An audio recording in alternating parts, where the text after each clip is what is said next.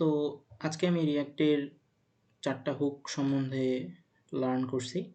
Use state, use callback, use effect আর use রেফ।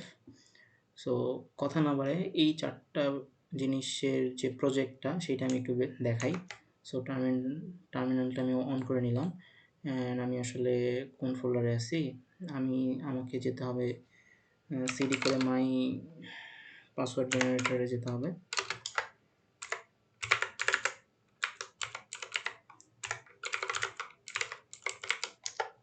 ওকে, দেন হচ্ছে আমি npm run dev দিলেই হইতেছে যে জিনিসটা আমার ব্রাউজারে দেখাবে।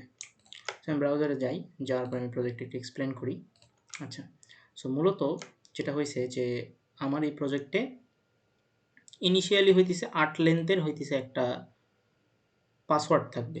ঠিক আছে, সেটা জাস্ট কিসের উপর বেস করে সেটা হইতেছে যে just small letter, capital letter এবং হচ্ছে স্মল লেটারের উপরে আর কি। ঠিক আছে, এবং প্রতিবার আমি যদি রিলোড করি আমার পাসওয়ার্ডটা নতুন চেঞ্জ হবে, যতবার ব্রাউজার রেন্ডার হবে ততবার নতুন করে এটা রিলোড হবে। অ্যান্ড আমি চাইলে এটা হচ্ছে যে 6, আমি ইনিশিয়াল ভ্যালু 6 দিয়ে রাখছি আর কি। আচ্ছা, তো আমি ইনিশিয়াল ভ্যালু আমার 8 দেয়া আছে, আমি একটু পরে দেখাচ্ছি। তো আমি চাইলে এটা অ্যাকচুয়ালি অনেক বড় একটা পাসওয়ার্ড জেনারেট করতে পারি এইটার থ্রুতে আর কি। ঠিক আছে, এই রেশিওটার থ্রুতে আমি যত বাড়াবো তত কমাবো। আমি একটু পরে কোডে দেখাচ্ছি। তো মিনিমাম এখানে আমি ম্যাক্সিমাম 100 দিছি আর মিনিমাম হচ্ছে 6 দিছি। তো এখন এটার মজার বিষয় হচ্ছে আমি চাইলে তো এখানে জাস্ট ছোট হাতের বড় হাতের আছে, আমি তো এখানে যাচ্ছি যে একটা নাম্বারও যেন থাকে, যাতে করে এটা আরেকটু ডিফিকাল্ট হয়, রাইট? সো এখানে একটা নাম্বার কিন্তু চলে আসছে এবং এখন যদি রিফ্রেশ দেই তাহলে কিন্তু এটা চলে যাচ্ছে, কারণ আমি এটা ইনিশিয়াল ভ্যালুতে এটা সেট করে নেই যে ইনিশিয়াল ভ্যালুতে এটা থাকবে, বাট ওটা দরকার নেই অ্যাকচুয়ালি। সো আমি একটা নাম্বার দিলাম এবং আমি চাইতেছি যে আমার পাসওয়ার্ডে ক্যারেক্টারও থাকুক। সো এখানে অ্যাকচুয়ালি নাম্বার আছে, এখানে অ্যাকচুয়ালি ক্যারেক্টারও আছে এবং এটা অ্যাকচুয়ালি বড় হাতের ছোট হাতের 2 টা মিক্সচারে আছে। সো আমি যদি এটা আরেকটু বড় করি তাহলে দেখে বোঝা যাচ্ছে যে এটা একটা কমপ্লেক্স একটা পাসওয়ার্ড জেনারেটর, রাইট? আচ্ছা, তো এই জিনিসটা আমি যে 4 টা কনসেপ্ট শিখছি সেটা কীভাবে এখানে কাজ করতেছে, রাইট? সো আমি শুরুতেই হইতেছে যে সাইড বাই সাইড জিনিসটা একটু এক্সপ্লেন করার ট্রাই করি, তাহলে আমার লার্নিংটা একদম ফুলফিল হবে আর কি। আচ্ছা, তো আমি হচ্ছে যে ভিড প্রজেক্টের মধ্যে হইতেছে যে আমি app.jsx এর মধ্যেই করছি, আলাদা করে কোনো কম্পোনেন্ট বানাই নাই। আর এখানে আমি টেলউইনটা সেট আপ করে নিছি। টেলউইনটা সেট আপ আমি হচ্ছে যে ব্রাউজার থেকে টেলউইন সেট আপের জিনিসপাতিগুলো ওখান থেকে দেখে নিছি। সো এখানে কোনো সমস্যা হয় নাই।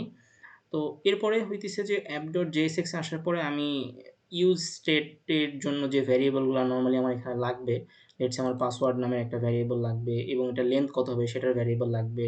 তারপরে নাম্বারের জন্য নাম্বার থাকবে কি থাকবে না সেটার জন্য এই ভ্যারিয়েবলগুলো লাগবে, রাইট?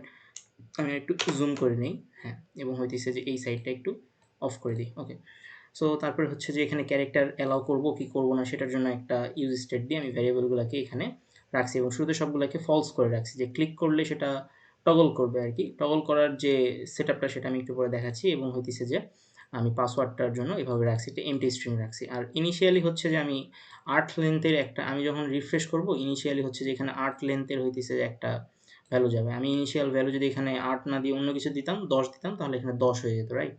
সো আমি দেখি ইনিশিয়ালি যে আমি 10 দেই অ্যান্ড আমি এটাকে যদি সেভ দেই তাহলে এখানে ইনিশিয়ালি 10 হয়ে যাচ্ছে অ্যান্ড এখানে 10 লেন্থের আসতেছে। আচ্ছা, ভেরি গুড। ওকে, সো আমি 8এই ব্যাক করি, সরি।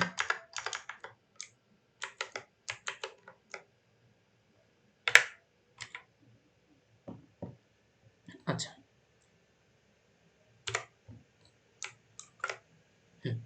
সো এটাই ছিল আমাদের। এরপরে হইতেছে যে আমাদের সো এরপরে আমাদের কি হয়েছে, এরপরে আমরা যেটা বলতে চাচ্ছি যে আমরা এই যে এটাকে ক্লিক কোথায় করতেছি অ্যান্ড এটা কোথায় চেঞ্জ হইতেছে। সো আমি অ্যাকচুয়ালি এই জায়গাতে ইউজ কলব্যাক ফাংশনটা ইউজ করছি, যেটা আসলে মানে আমার যে কলগুলো হবে, রেন্ডারগুলো হবে পরবর্তীতে, সেগুলো যেন পারফরম্যান্স অপটিমাইজেশন করে এই জন্য আসলে কলব্যাকটাকে ইউজ করা হয়েছে। এখানে আমি একটা শুরুতেই ওকে বলে দিছি যে তুমি এর মধ্যেই জিনিসগুলোকে জেনারেট করো। এখানে পাসওয়ার্ডের জন্য এমটি দিছি, তারপর এখানে চেক করে দেখতেছি যে যদি এটা ট্রু হয়, নাম্বারটা আমি যখন ট্রু করব তখন সেটা যোগ করবে এগুলা থেকে যে কোনো একটা, এবং এই ক্যারেক্টার যদি ট্রু হয় তাহলে সে যোগ করবে এখান থেকে একটা, অ্যান্ড একটা ম্যাথ র্যান্ডম লুপের থ্রুতে অ্যাকচুয়ালি এই ক্যারেক্টারগুলোকে ওয়ান বাই ওয়ান ক্যারেক্টার থেকে সেটা সে স্ট্রিংয়ে কনভার্ট করবে অ্যান্ড পাসওয়ার্ডে সে রাখবে, এবং যতটা লেন্থ আমি শুরুতে দিব ততবার এভাবে হবে।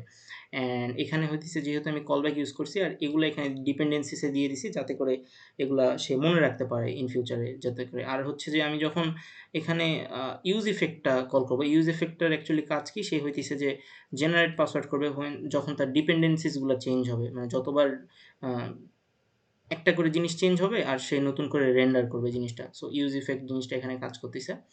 আর এখানে আমি একটা পাসওয়ার্ড জেনারেটর নামে মেথড কল করে দিছি।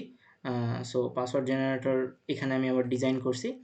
সো এইভাবে জিনিসটা এখানে কাজ করতেছে। আর এখানে আমি জাস্ট কী করছি, ইউআইটাকে সাজাইছি আর কি।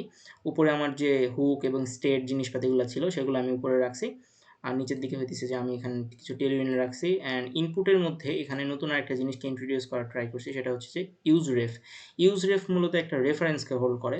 সো আমি এখানে পাসওয়ার্ড রেফারেন্স, যে এখানে আরেকটা নতুন ফিচার সেটা হইতেছে যে এখানে কপি করলে এটা অ্যাকচুয়ালি পুরোটাই কপি হয়ে যাবে। হ্যাঁ, এটা যদি আমি এখানে বড় করি, বড় করার পর আমি যে কপি করি তাহলে পুরোটাই কপি হয়ে যাবে। ইউজারকে বুঝাইলাম যে তুমি কপি ক্লিক করছো, অ্যান্ড এটা যদি আমি এখানে পেস্ট করি তাহলে অবশ্যই এটা কিন্তু পেস্ট হয়েছে, তার মানে অ্যাকচুয়ালি কপি পেস্টের ফিচারটাও আমার কাজ করতেছে। সো আমি এখানে জাস্ট ওই ক্লিপবোর্ডের জন্য এই উইন্ডোটাকে ইউজ করছি, যেহেতু আমরা রিঅ্যাক্ট ইউজ করতেছি, সো আমরা এটা অ্যাক্সেস করতে পারি। সো কম্পিউটার থেকে আমরা তার ন্যাভিগেটরের থ্রুতে ক্লিপবোর্ডে যা জিনিসপাতি পাসওয়ার্ডগুলো তৈরি হয়েছে ফাইনালি সেটা নিছি। অ্যান্ড কলব্যাকের ক্ষেত্রে ওই যে ডিপেন্ডেন্সি যেখানে পাসওয়ার্ড ছিল তাই নিছি, ইউজ ইফেক্ট এখানে ইউজ করছি, অ্যান্ড রিটার্ন যেটা বললাম। অ্যান্ড ফাইনালি নিচের দিকে যেই জিনিসগুলো থাকে এটা অ্যাকচুয়ালি কী বলে জানো, সরি আমি, এটা হচ্ছে পাসওয়ার্ড জেনারেটর এইটা। দেন হইতেছে যে আমার এখানে ইনপুট বক্সের মধ্যে অ্যাকচুয়ালি ইনপুট বক্সটাই রাখছি। তারপর আমি একটা বাটন রাখছি যেটা এই যে কপি বাটনটা, অ্যান্ড কপি বাটনে যখনই ক্লিক করা হবে তখনই অ্যাকচুয়ালি এই এই মেথডটা কল করবে, right, copy paste to clipboard. আচ্ছা, অ্যান্ড তারপরে এখানে আর কি আছে, এখানে হইতেছে যে আমার আরেকটা হচ্ছে যে রেঞ্জ, মানে যেটা বললাম না যে এটা রেঞ্জ, এটা হচ্ছে রেঞ্জ টাইপের একটা এলিমেন্ট। তো এখানে আমি মিনিমাম 6 দিছি, এটা হচ্ছে একদম মিনিমাম 6 পর্যন্ত যাবে, আর ম্যাক্সিমাম হচ্ছে 100 পর্যন্ত যাবে, এখানে আমি সেটা বলে দিছি। আর এটা যেহেতু ইন্টারঅ্যাক্ট করতেছে, যেহেতু এটা একটা ইভেন্ট ঘটতেছে, তাই আমি এখানে অন চেঞ্জের ওই সাথে সাথে যেন আমি একে দেখাই। সো আমি ওইটা এখানে করে দিছি, লেন্থটাকে সে যেন টগল করতে পারে। অ্যান্ড এখানে অন চেঞ্জের ক্ষেত্রে ওকে, সো এখানে হইতেছে যে চেকবক্সের ক্ষেত্রে আমি হচ্ছে প্রিভের ক্ষেত্রে আমার ফলস ছিল, যদি আমার এখানে ক্লিক করে অন চেঞ্জে তাহলে সেই নট ফলস মানে ট্রু হয়ে যাবে আর কি, অ্যাজ সিম্পল অ্যাজ দ্যাট। সেক্ষেত্রে আমি হচ্ছে নাম্বারের ক্ষেত্রেও জিনিসটাকে সেম রাখছি। সো এবং ক্যারেক্টারের জন্য জিনিসটাকে সেম রাখছি। আর শেষ পর্যন্ত আমি ডিফল্ট এটাকে এক্সপোর্ট করে দিছি, সো দ্যাট আমি অ্যাকচুয়ালি আমার এই যে মেইন এটা এখানে ইউজ করতে পারি আর কি। ঠিক আছে? সো ফার এটাই অ্যাকচুয়ালি মানে প্রজেক্টটা ছিল, অ্যান্ড আমি অ্যাকচুয়ালি জিনিসগুলোকে ফার্স্ট টাইম বেশ ভালোভাবে বোঝার চেষ্টা করছি। তো আজকে এই পর্যন্তই। কালকে আমি মোস্ট প্রবাবলি একটা কাস্টম হুক ডিজাইন করার চেষ্টা করব, এবং হচ্ছে একটা কারেন্সি ডলার, মানে $1 ইকুয়াল টু কত টাকা, এই রিলেটেড একটা এপিআই কল করে একটা কাস্টম হুকের কনসেপ্টটা আমি আসলে কালকে শিখব। সো আজকে এই পর্যন্তই। আল্লাহ হাফেজ।